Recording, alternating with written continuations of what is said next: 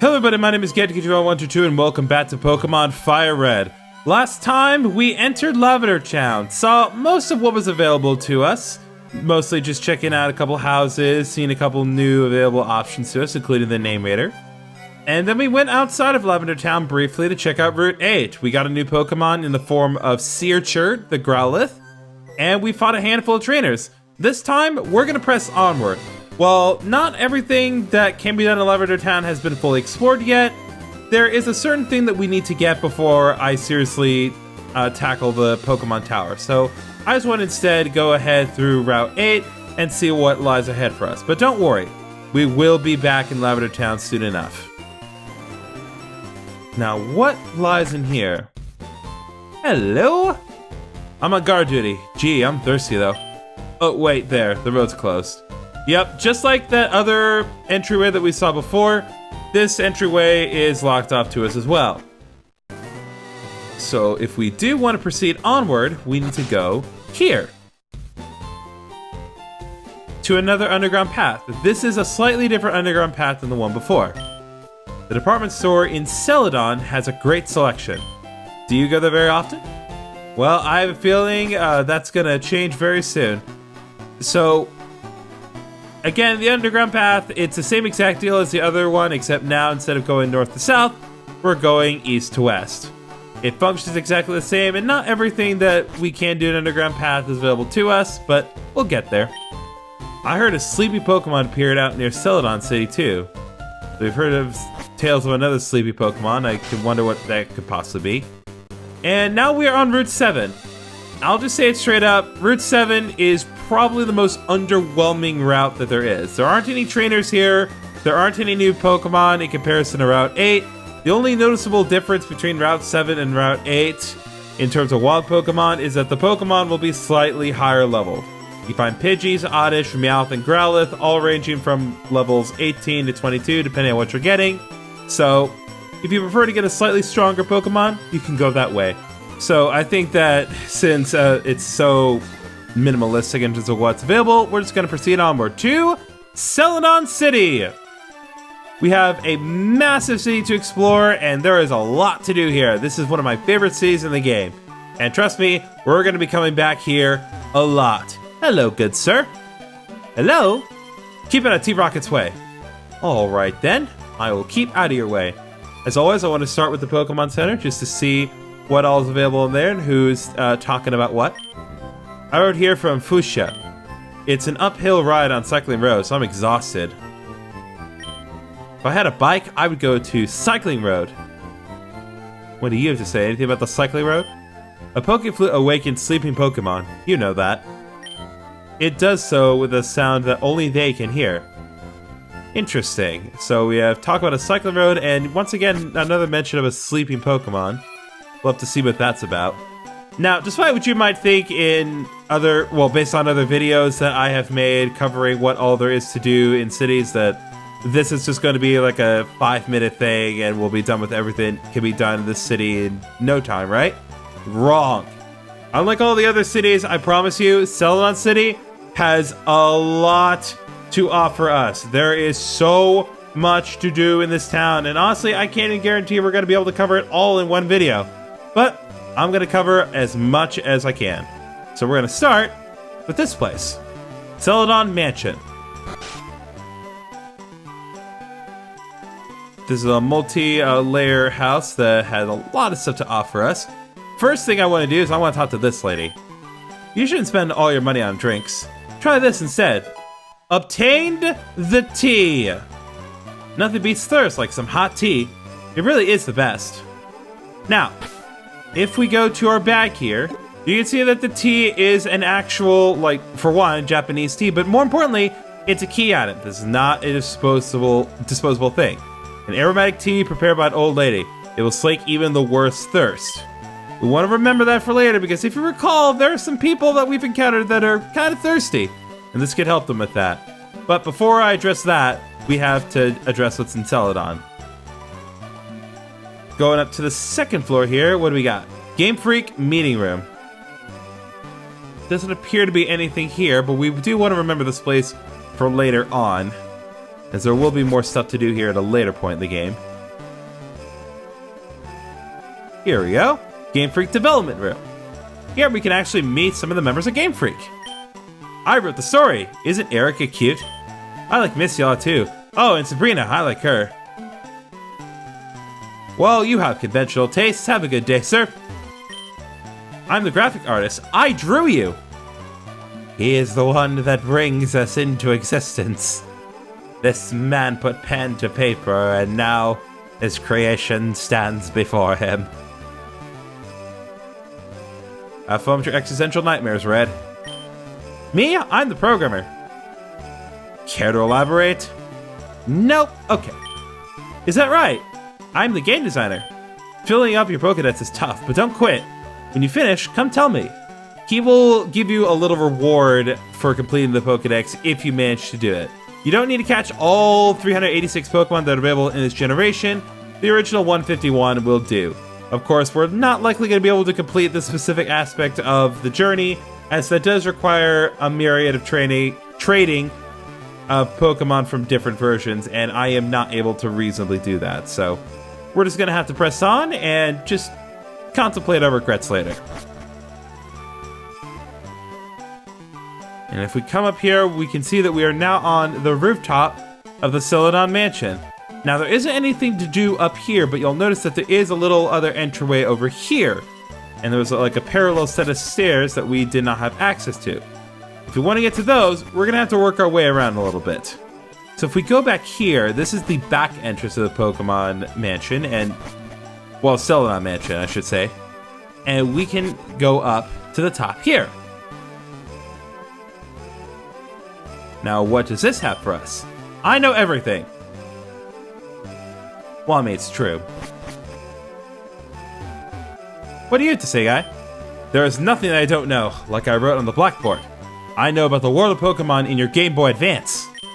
Get together with your friends and enjoy training Pokemon. I believe this guy is also an executive member of Game Freak, though what he has on the blackboard I cannot recall. Pokemon Lecture. Playing with the wireless adapter. Which heading do you want to read? Link Game Boy Direct Recording Universe. Okay, so this blackboard kind of breaks down the details of how you can go about interacting with other players through the Game Boy. Once again, I'm not going to be going over this in detail as I don't reasonably have the ability to do this. So you're just going to have to work with the lackluster ability to trade. It's a pamphlet on TMs. There are 50 TMs in all. There are also 7 HMs that can be used repeatedly. Silpka. Okay. What does he have on the bookshelf? It's crammed full of Pokemon books. And if we interact with here, we can see a town map. So this is the overall breakdown of the entire region. This is where we are with respect to everything. And as we can see, Saffron City is here, and Lavender Town's here. So it looks like Saffron City is the area in between Cerulean, Vermilion, Celedon, and Lavender. So that's where we want to head at some point. But it's going to be a bit before we do that. Now, this Pokeball. Griffin obtained an Eevee. I do not want to give a nickname to Eevee, but I would like to go to the Pokemon Center and look at what exactly it is we just got. Okay, so Eevee is the Pokemon that we got from the top of the Cerulean Mansion. And if you recall, we have seen Eevee before. This is one of the Pokemon that we found in Bill's PC. And now that we finally have Eevee, it is time for me to start talking about Eevee and how it works in this game. Eevee, as many people know, is a Pokemon that at this point in the series can evolve into one of 5 different Pokemon. It is known as the evolution Pokemon for that reason. And as such, there is a lot to talk about with regards to the evolutions of Eevee. However, there is one thing that I need to preface straight away. I say one of 5 Pokemon, but in this specific game, it's actually not possible to obtain 2 of the evolutions, as most people refer to them as. That is because of how this game works. As I mentioned before, one of the things that they wanted to maintain the consistency of with respect to Gen 1 is the fact that there was no day and night cycle in Gen 1. And as such, you're just kind of kept at a considered neutral time, where it's not really daytime, it's not nighttime, it's just kind of time. And because Eevee's evolutions, Espeon and Umbreon, are determined by happiness combined with leveling up at a specific time of day, it is not possible to obtain Espeon and Umbreon in this game.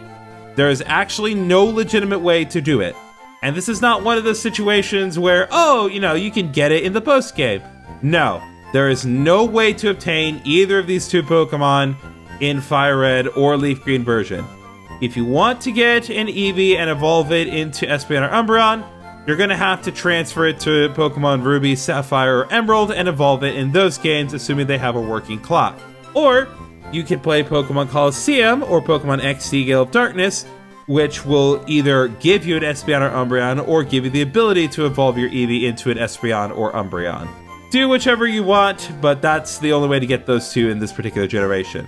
As for the Pokemon you can get, let's talk about Vaporeon first. The way to evolve Eevee into Vaporeon is you need to use a Water Stone, a stone that we have not seen yet, but we are actually very close to being able to get for ourselves.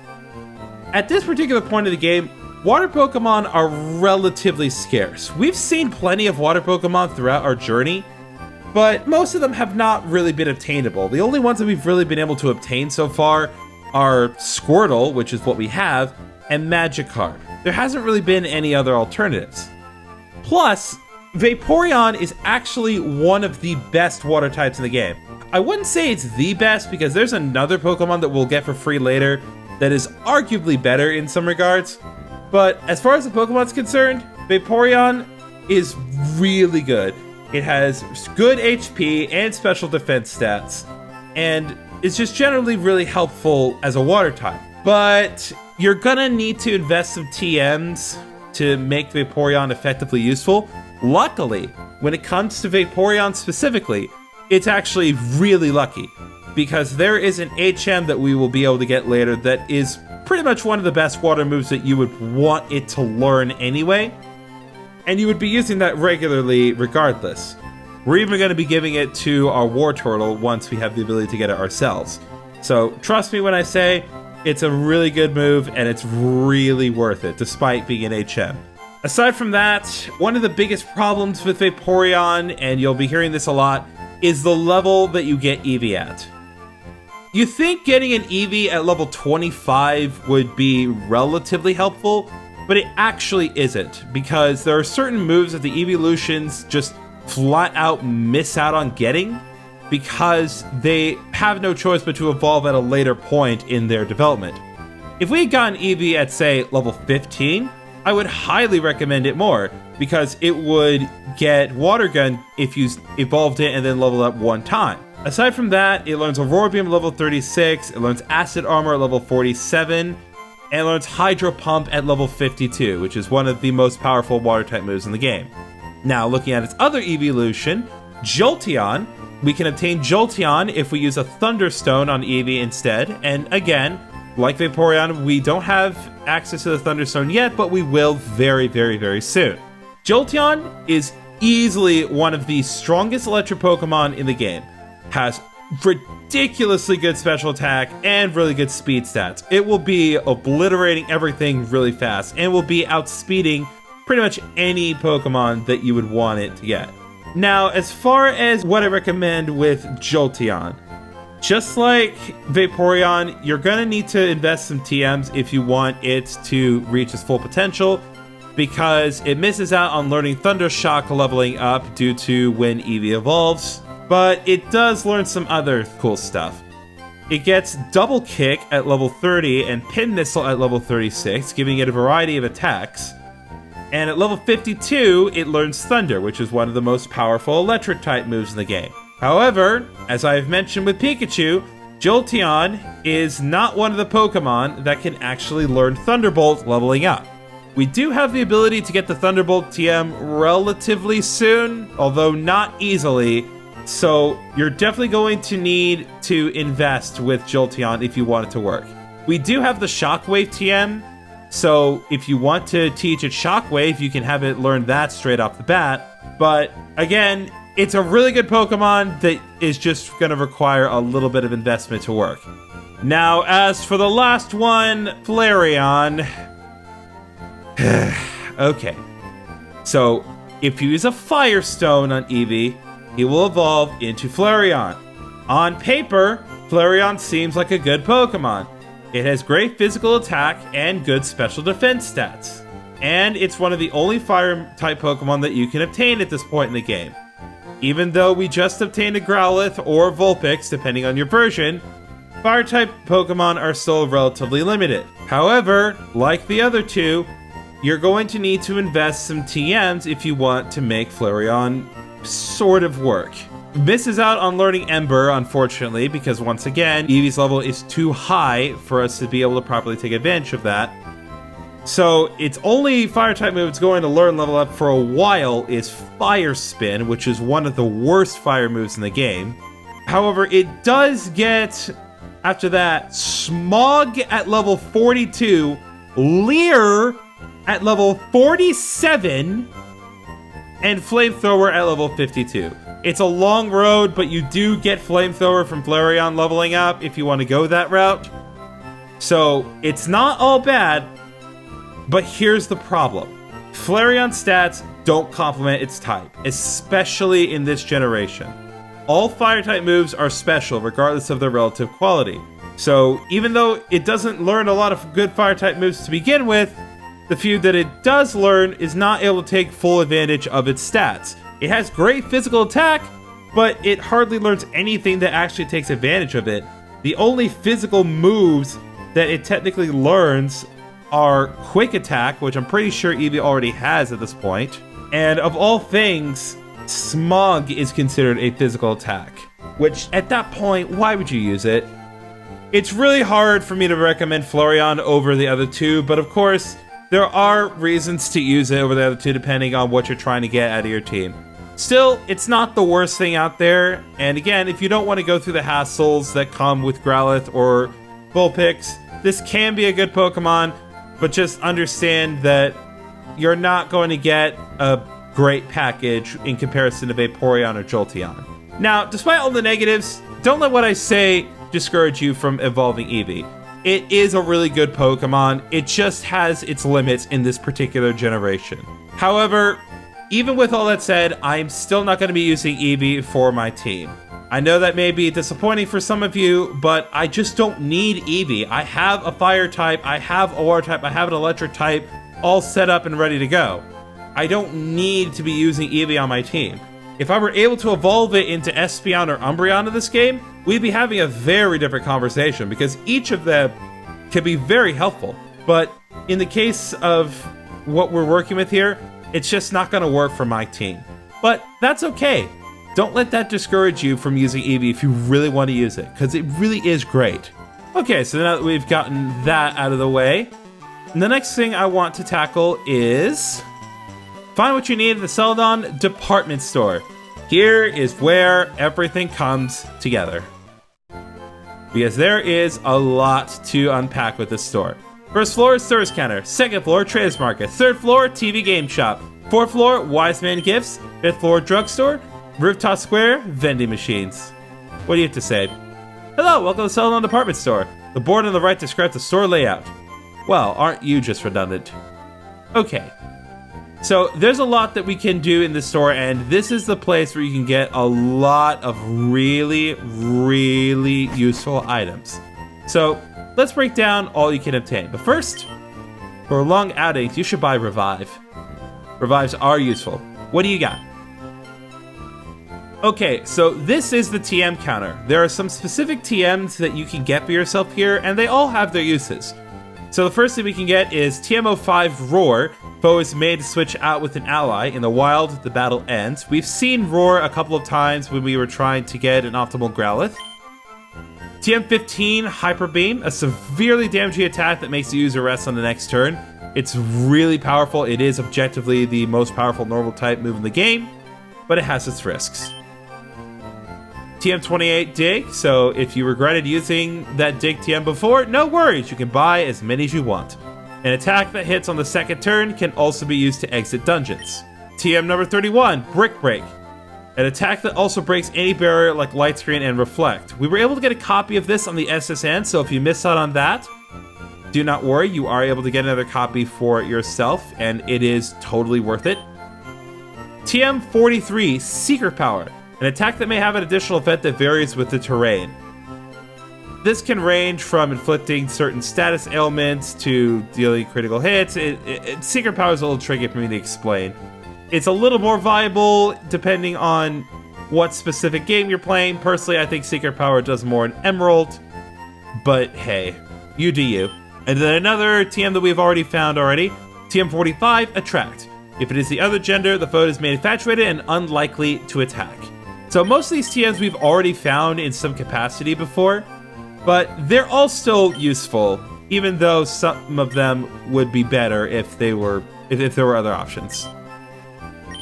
As for this individual, this is a pretty standard fair, well, shopkeeper, for lack of easily better term.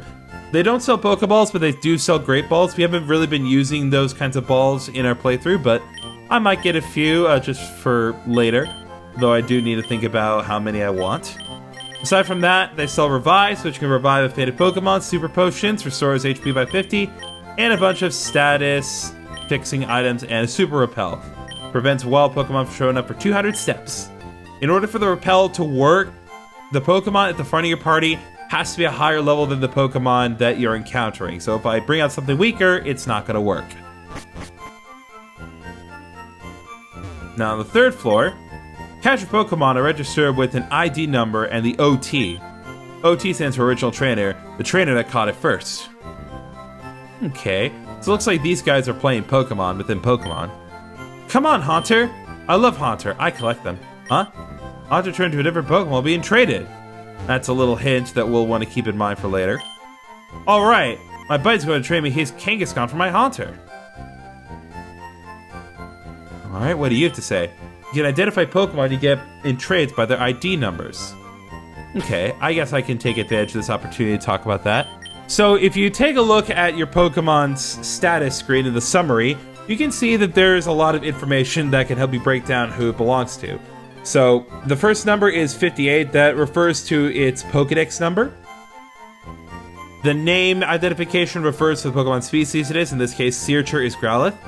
Then you have your type, and then OT is Griffin in this case, because I'm the one who caught it. And then my ID number is 18277. And if it were holding an item, it would show what item is holding here. This can be generally helpful. It can also be, it can mostly be helpful when you're trying to figure out if you have traded Pokemon or not, if you lost track for whatever reason. Alright, what do you sell? Oh hi, I finally finished Pokemon. Not done yet. How about I teach you a good move? The move I had in mind is Counter. Oh, you do not sell something, you actually give something away. Not like the one I'm leaning on, mind you. Okay, thank you for making the joke for me. So, I'm not going to teach a Counter to one of my Pokemon yet. Counter is a move that basically you take a physical hit, and then you use Counter, and then your opponent will take double the damage that you took. It's a high risk, high reward move, but if you can pull it off, it can be very helpful, but I'm not going to be using it on my team. What do you have? I'm getting a present for my girlfriend. I guess a Pokédoll will be it. It's a popular thing.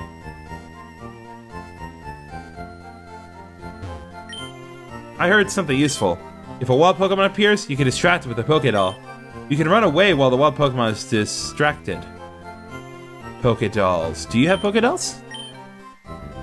Yes, you do sell Pokédolls. So this is a disposable item that allows you to flee any battle regardless of circumstances. So if you want to use that to flee battles, you can do that. Now the other thing that you can get here is Retro Mail. This is a little more complex and it's worth explaining, mostly just because, again, we don't have the ability to trade. But the idea is that you would give this to a Pokemon that you intend to trade, and then the person that can get the Retro Mail would then be able to read it and read whatever message you put on it. So it can be helpful, but it's not really all that helpful. Now here's where the good stuff is. On this floor, they sell Fire Stones, Thunder Stones, Water Stones, and Leaf Stones. All of these are the evolutionary stones that we talked about. Fire Stone can help evolve Eevee into Flareon, Thunder Stone can help evolve Eevee into Jolteon, Water Stone can help Eevee evolve into Vaporeon, and unfortunately it's going to be a very long time before the Leaf Stone evolves Eevee into Leafeon. Now as for what I want a Thunderstone. And I actually do want it unironically. Because as far as Thunderstones are concerned, Thunderstones can be used on more than just Eevee. It can also be used on Raitoshi.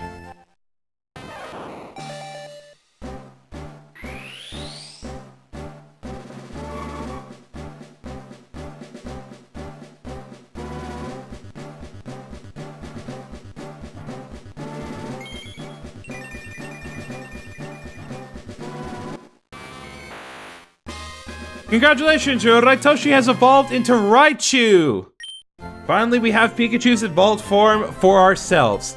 Some people may think that this was not the best time, but personally, once you get Pikachu with Thunderbolt, there's not much reason to keep it as a Pikachu at that point. So, I'm happy to bring Raichu the Raitoshi, I said that backwards, in our team and have it be a fully evolved Pokemon. I'm so glad it finally gets to meet its full potential.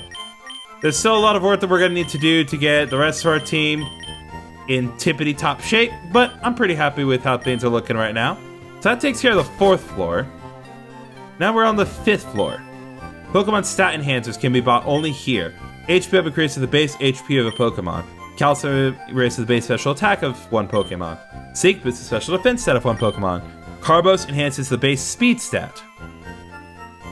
Why'd you not mention all of them? I'm here for Pokemon stat enhancers. Protein increases the base attack power. Iron increases the base defense stat. Okay, that seems a little silly. Why do they have 2 different people just explaining different parts? Okay, whatever. At least it saves me some time. Hi there, may I help you? Yes, so as I just explained, you can come up here to purchase Pokemon stat enhancers. This boosts the base stats of one Pokemon that you use it on. Now, for those of you who care about this specific matter, this boosts the base effort values of a Pokemon by 10 points. How much, it depends on the specific medicine that you use, and you can only use these medicines for the first 100 effort values. After that, you're going to have to get those effort values manually. As for this guy, he sells something slightly different. So instead of things that permanently increase the stats of your Pokemon, these items can be used to temporarily boost one of your Pokemon stats in battle. X attack increases the attack stat, X defend does defense stat, X speed does the same thing for speed, X special raises the special attack stat of a Pokemon in battle, X accuracy does the same thing for accuracy, guard spec prevents the Pokemon from losing stats, and then dire hit increases critical hit rate. Now, why is there not an X special defense? Good question.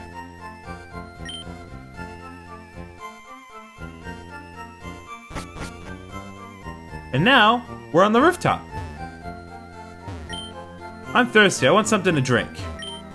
My sister is a trainer, believe it or not, but she's so mature she drives me nuts. So that girl wants something to drink.